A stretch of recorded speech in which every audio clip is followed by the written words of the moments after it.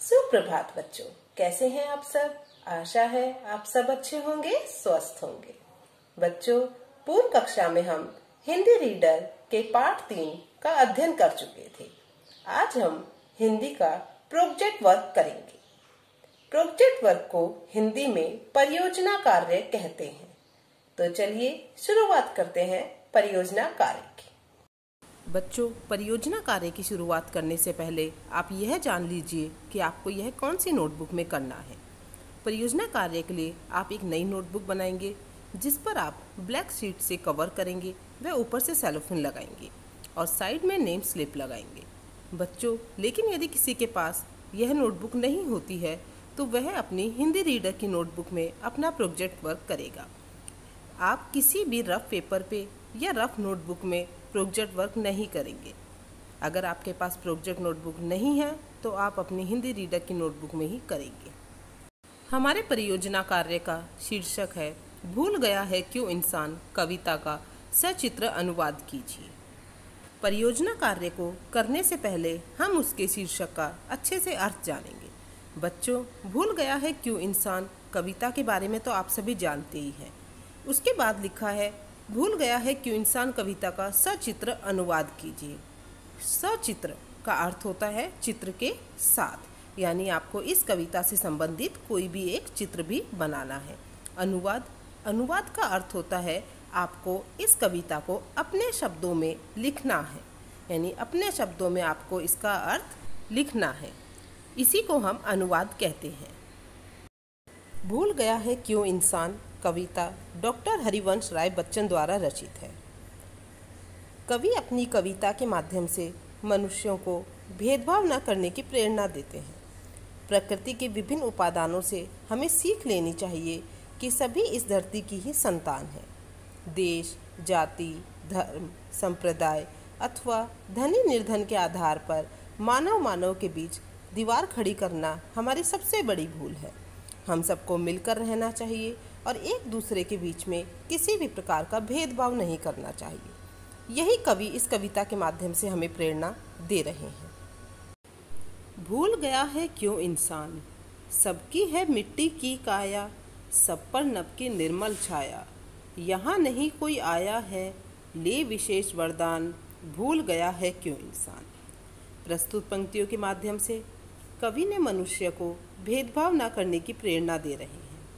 कवि कहते हैं कि ईश्वर ने मनुष्य को समान पंच तत्वों से बनाया है, इसलिए सभी मनुष्य समान हैं। सभी निर्मल स्वच्छ आकाश के नीचे निवास करते हैं। आकाश अपनी छाया देने में किसी के साथ भेदभाव नहीं करता। पृथ्वी पर कोई विशेष वरदान या उपहार लेकर नहीं आया, लेकिन मनुष्य ये सब बातें भूलता जा रहा है और धनी निर्धन के आधार पर मानव के बीच दीवार खड़ी करता जा रहा है। यही सब बातें कवि कहते हैं कि मनुष्य क्यों भूलता जा रहा है और क्यों आपस में भेदभाव करता जा रहा है। धरती ने मानव उपजाए, मानव ने ही देश बनाए, बहु देशों में बसी हुई है एक धरा संतान, भूल गया है क्यों इंसान। कवि कहते हैं कि हम सभी की उत्पत्ति एक ही धरती माँ से हुई है। हम सभी मनुष्य इस धरती की ही संतान हैं। स्वयं मानव ही देश, जाति, धर्म, संप्रदाय तथा धनी निर्धन के आधार पर आपस में दीवार खड़ी करता जा रहा है। लेकिन मनुष्य यह भूलता जा रहा है कि जो लोग अलग अलग देश, जाति, धर्म में बटे हुए हैं, वे सब इस एक ही धरती माँ की संतान हैं। हम चाहे कितना भी आपस में भेदभाव कर लें, लेकिन हमें यह नहीं भूलना चाहिए कि हम सभी इस एक ही धरा की संतान हैं, कि एक ही धरती माँ की संतान है। देश अलग है, देश अलग हो, वेश अलग है, वेश अलग हो, मानवता से लेकिन अलग न अंतर प्राण, भूल गया है क्यों इंसान। कवि कहते हैं कि सभी देश अलग अलग हैं। उनकी भाषा, वेशभूषा, खान पान, संस्कृति सब कुछ अलग अलग है, लेकिन सभी में एक भाव समान है और वह है मानवता का भाव। परंतु वर्तमान में मनुष्य मानवता भूलता जा रहा है और केवल अपने स्वार्थ सिद्धि में लगा हुआ है। उसे किसी से कोई मतलब नहीं है, ना वह किसी की परवाह करता है, सिर्फ अपना स्वार्थ देखता है। और वह यह भूलता जा रहा है कि हम सभी एक ही धरती माँ की संतान हैं, हम अलग अलग नहीं हैं। तो कवि बार बार मनुष्य से यही प्रश्न पूछता है कि भूल गया है क्यों इंसान, कि इंसान यह क्यों भूलता जा रहा है कि हम सब एक हैं। बच्चों, उम्मीद है आपको कविता का अर्थ अच्छे से समझ में आया होगा। अब हम देखते हैं कि हमें अपनी नोटबुक में अपना परियोजना कार्य करना किस प्रकार है।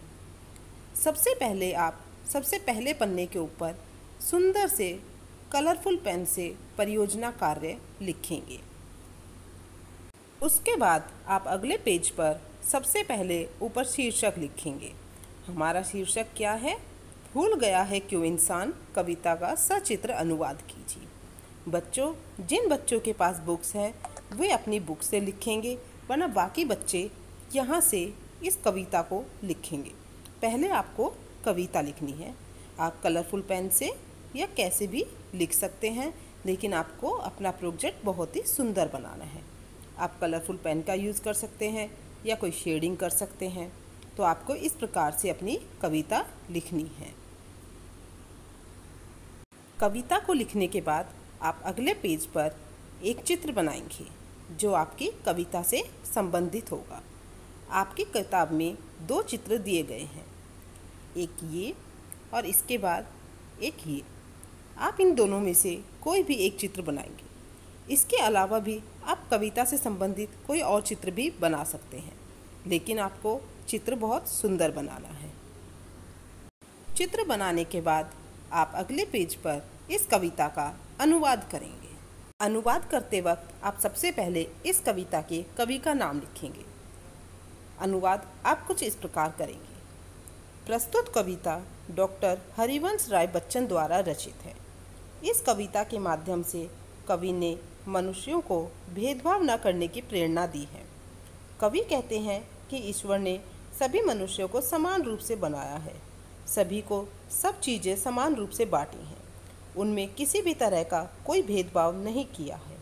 नभ यानी आकाश भी सभी पर समान रूप से अपनी छाया प्रदान करता है। लेकिन आजकल मनुष्य ये सब बातें भूलता जा रहा है और धनी निर्धन, जाति धर्म आदि के आधार पर भेदभाव करता जा रहा है। कवि आगे कहते हैं कि धरती अर्थात प्रकृति से सभी मनुष्य समान उत्पन्न हुए हैं, लेकिन मनुष्य ने जाति धर्म संप्रदाय के आधार पर भेदभाव करके देश रूपी दीवारें खड़ी कर रखी हैं। हमारी धरती को विभिन्न देशों में बांट दिया गया है।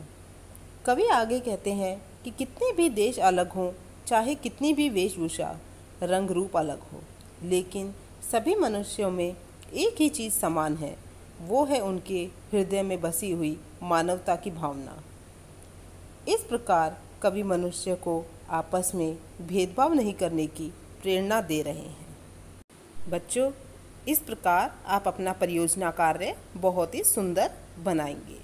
आप किसी भी तरह के कलरफुल पेन का प्रयोग कर सकते हैं और सुंदर लिखाई लिखेंगे। आपको अपना परियोजना कार्य बहुत सुंदर बनाना है। आज के लिए इतना ही। धन्यवाद।